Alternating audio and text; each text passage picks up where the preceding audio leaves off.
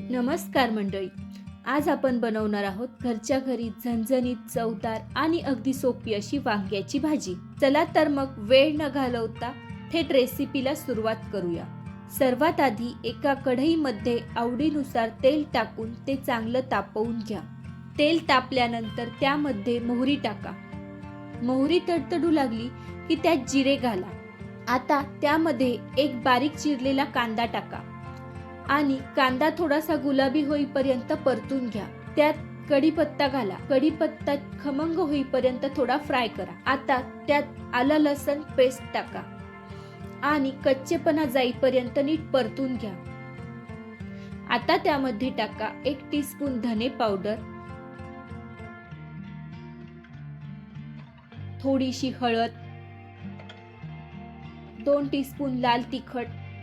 तिखट आवडीनुसार कमी जास्त करता येईल.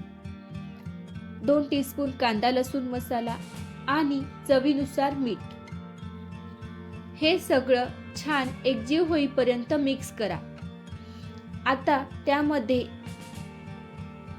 एक मध्यम आकाराचा बारीक चिरलेला टोमॅटो टाका आणि मसाला तेल सुटेपर्यंत चांगला मसाला तयार झाला की त्यामध्ये थोडीशी बारीक चिरलेली कोथिंबीर घाला. त्यानंतर 1 पाव उभे चिरलेले वांगे घाला आणि मसाल्यासोबत नीट मिक्स करा.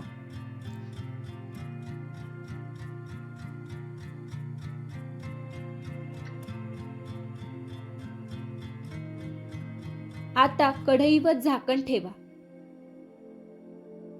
आणि त्या झाकणावर थोडंसं पाणी टाका. पाणी गरम झाल्यावर तेच पाणी भाजीमध्ये घाला. लक्षात ठेवा, थंड पाणी कधीही भाजीमध्ये टाकू नका, कारण त्यामुळे भाजीची चव कमी होते. आता परत झाकण ठेवून वांग्याची भाजी मंद आचेवर शिजवून घ्या. वांगी मऊ झाली की भाजी तयार. अशी तयार आहे आपली झणझणीत वांग्याची भाजी. ही भाजी गरमागरम भाकरी किंवा चपाती सोबत नक्की ट्राय करा. रेसिपी आवडली असेल तर व्हिडिओला लाईक करा, चॅनलला सबस्क्राईब करा आणि अशीच सोपी चवदार रेसिपी पाहण्यासाठी बेल आयकॉन दाबायला विसरू नका.